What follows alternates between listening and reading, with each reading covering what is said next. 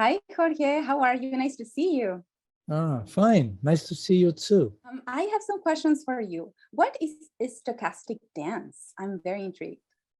Well, stochastic dance is the analog of stochastic music, which was developed by Xenakis, the Greek composer.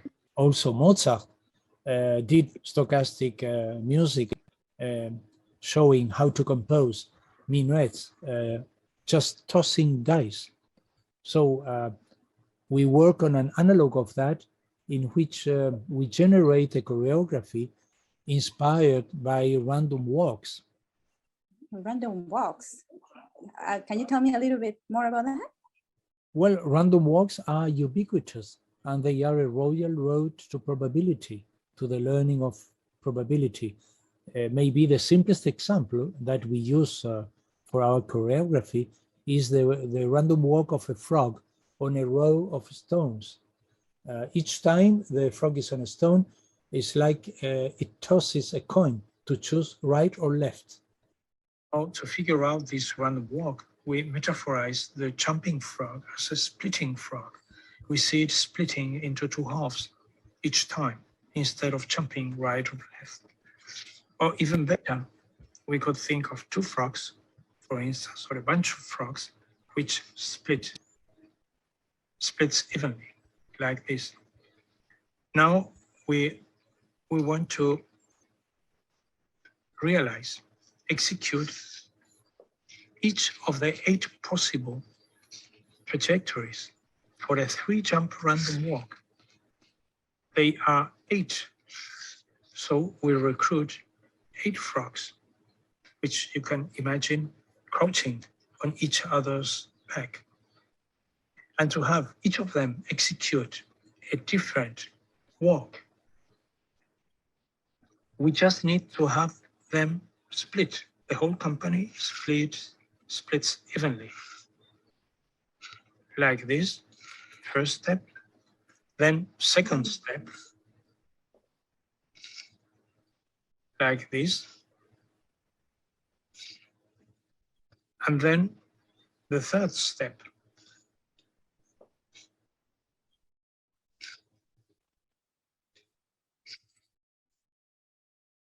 Then, so you have the final distribution of your 8 frogs.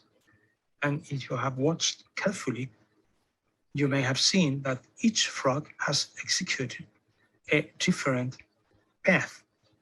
Now, the number of frogs crouching on each stone gives you the probability of finding the original frog at the given stone. For this one, for instance, you have 3 out of 8.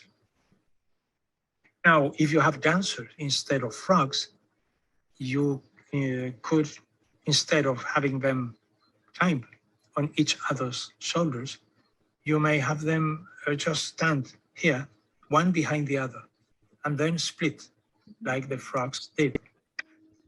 But we are more interested in a 2-dimensional random walk in which you have a walker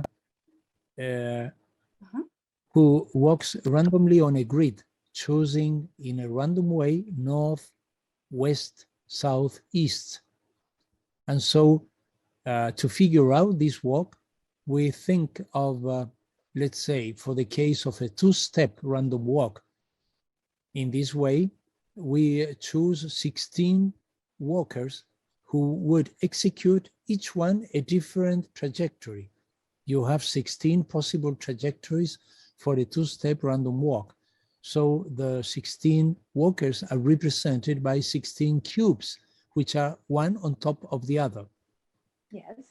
And then this is you have the first image, and then the first splitting occurs like this. You have 4 towers now, each one represents 4 players. And in turn, they split again.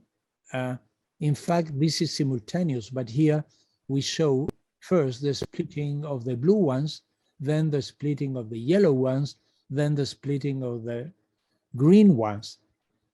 And so finally, you reach this distribution in which you would have in reality 4 dancers or walkers back home. and the distribution you see there. And eventually you could ask the players or the dancers to recall their path so they could move in reverse so as to come back to the point where they were all crowded on just one case. Ah, yes, I understand. And how did you meet and got the idea for this proposal? I understand you're a mathematician and Amy's a dancer and Feldenkrais is instructor. This looks like a strange bedfellows to me. Yeah, well, we actually we met in Doris Abrahamson's seminar on embodied design in mathematics education in University of California, Berkeley. So this is a meeting place for people from all walks of life which are interested in embodied cognition and the learning of mathematics. And so we began to collaborate. Actually, it was kind of helpful to see the blocks because the Lego, because, you know, that indicates somehow a spatial arrangement, but it could also in dance signify a portion of time. So if you say you're going to walk one block, you can walk one block, or you can have a set of 8 counts as one. So you can start to reinterpret the entire structure in a slightly different mode. And you can still change the direction of your movement, but maybe the movement is not necessarily traversing space, but it has a periods of time. Or you can make a combination. The first round, everybody walks. The second round, instead of making the walk, it's a measure of time as a transposing the block into a block of time. So, you know, somehow in choreography, we try and find the elements that could make something belong and yet have variation.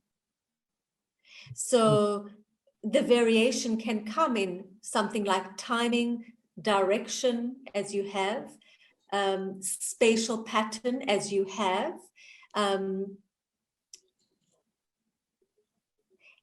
then also very much choreographically you can say that if you make a reference to the colors of the Lego, for example, all the red pieces, and I was speaking about this earlier, but all the red pieces have a particular movement phrase with the hands. So what happens is you start to see they can have the spacing that you have, but you start to, as an audience, perceive where the similar movement is in the space. So it's not just that you've walked there or you've spun there, but what is it that you do there? And that helps us see the space in a particular way. I was saying that in a lot in performance, of course, depending on the style you're working in, when we work with structure, we try and help the audience see the intelligence of the structure. So we try and do it in such a way where it anchors the eye, where it anchors the possibility to recognize where those coordinates are or how they relate to one another. And that is very satisfying for an audience.